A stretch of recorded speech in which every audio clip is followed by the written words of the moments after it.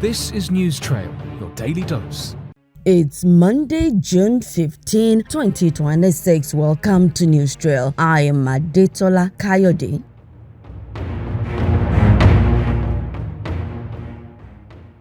The Lagos State Police Command will begin a statewide enforcement exercise against vehicles with covered, obscured, unauthorized, defaced, or no registration number plates on Monday, June 15, as part of efforts to strengthen security and curb criminal activities in the state. The command spokesperson, Abimbola Debisi, in a statement said the exercise is in compliance with the IGP Olatunji Disu's directive aimed at enhancing public safety and preventing criminal elements from concealing their identities, and it will be supervised by the Commissioner of Police, Lagos State Command, CP Tijani Fatai. The statement added that any vehicle found violating the directive would be impounded and subjected to thorough investigation in line with existing laws and established procedures. The police advised motorists, transport operators, and fleet owners to ensure their vehicles carry valid and clearly visible registration number plates at all times. Vehicle owners were also urged to keep their documentation up to date and readily available for inspection when required.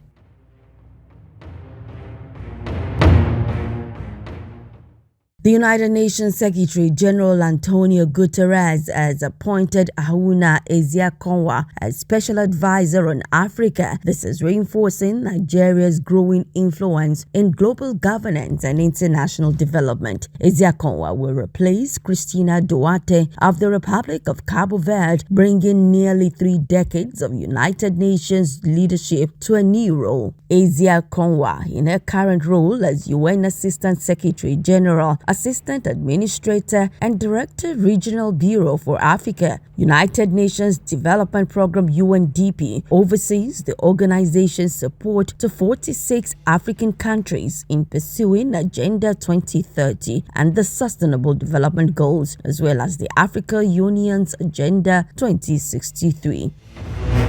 Thousands of protesters have gathered in Geneva ahead of this week's Group of 7 G7 summit, which is set to bring together United States President Donald Trump and other world leaders in nearby France. Riot police fired tear gas and water cannons in clashes with stone-throwing youths during the protest on Sunday. Geneva police say a violent standoff extended into the evening after a series of incidents involving a car set ablaze and a bank's windows smashed along the route of an afternoon march that drew an estimated 20,000 people, including some 600 so-called Black Bloc militants. Questions about the legitimacy of the G7, which includes the US, Canada, Japan, France, Germany, Italy, and the United Kingdom, are not new. The group of countries previously accounted for 70% of global gross domestic product GDP, a figure that has shrunk to just 40%,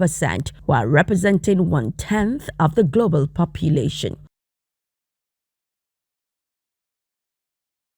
The US and Iranian officials say they have reached an agreement to end their war and reopen the Strait of Hormuz, a preliminary pact that sent oil prices falling but leaves the fate of Tehran's nuclear program to further negotiations. While still a framework, the deal marks the biggest breakthrough towards resolving the conflict that has killed thousands and upended energy markets since it began with joint US-Israeli strikes on Iran in February. US President Donald Trump wrote on his Truth Social platform on Sunday, saying the deal with the Islamic Republic of Iran is now complete. His post came shortly after Pakistani Prime Minister Shehbaz Sharif, whose country has served as the mediator, announced the deal had been struck early on Monday local time. The Memorandum of Understanding is scheduled to be officially signed on Friday in Switzerland. The precise terms were not immediately known.